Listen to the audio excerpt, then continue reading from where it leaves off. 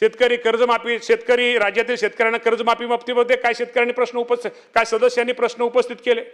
आपल्या सर्वांना माहिती आहे की आम्हा सामे शेवटी ह्या सरकारमधले अनेक मुलंही शेतकरी हे जे मंत्रिमंडळात काम करून असू द्या किंवा आमदार असू द्या, शेवटी आम्ही सगळेजण शेतकऱ्याची मुलं आहोत. तेवढी शेतकऱ्यांचं हित जपणं, शेतकऱ्यांना मदत करणं, शेतकऱ्याला सहकार्य करणं आणि शेतकरी कुठं निसर्गाच्या ह्याच्यावर लहरीपानामुळं किंवा काही अडचणीमुळे शेतकरी अडचण येते, या शेतकऱ्याला कुठंतरी निश्चित प्रकारे एक आधार दिला पाहिजे, या शेतकऱ्याला कुठंतरी मदत केली पाहिजे, सहकार्य केलं पाहिजे. यासाठी या राज्याचे मुख्यमंत्री देवेंद्र फडणवीस साहेब असतील, एकनाथजी शिंदे साहेब असतील, स्वर्गीय मी मुद्दाहून अजितदादांचं नाव का घेतो, दादा त्या मिटिंगला, दादा त्या ह्याला हजर होते आणि काही प्रतिनिधी, शेतकऱ्यांचे प्रतिनिधी, काही शेतकरी नेते पण त्या मिटिंगला हजर होते की या शेतकरी कर्जमाफी बाबतीमध्ये एक चांगल्या प्रकारचा कुठेतरी निर्णय घेतला पाहिजे.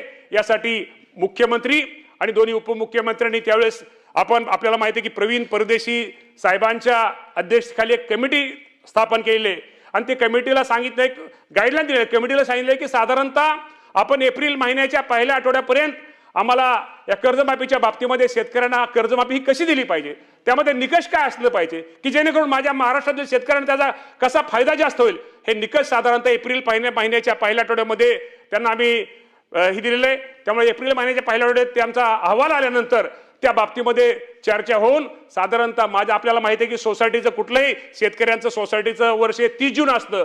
30 जून पूर्वी या राज्यातील माझ्या शेतकऱ्यांना कर्जमाफीच्या बाबतीमध्ये या राज्याचे मुख्यमंत्री आणि दोन्ही उपमुख्यमंत्री निर्णय घेतील, परंतु माझ्या शेतकऱ्यांना कर्जमाफी ही दिली जाईल हे मुख्यमंत्र्यांचं जे आश्वासन आहे निश्चित प्रकारे आपल्या सर्वांना सांगतो की 30 जून पूर्वी हे पूर्ण निश्चित प्रकारे केलं जाईल. दुसरं, पीएम किसान योजनेच्या बाबतीमध्ये अनेक सदस्यांनी योजना मांडल्या.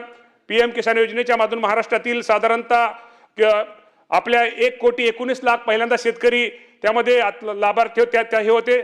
त्या शेतकऱ्यांना आतापर्यंत केंद्र सरकारच्या वतीनं पीएम किसान योजनेच्या माध्यमातून 21 हप्त्यामध्ये साधारणतः 39,299,299 इतकी मदत आपण आपल्या पीएम किसान योजनेच्या माध्यमातून ही आपण माझ्या या राज्यातील शेतकऱ्यांना केले.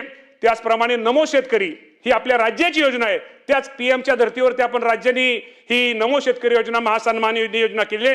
ते साधारणतः आपण त्याचे 7 हप्त्यामध्ये साधारणतः 13,000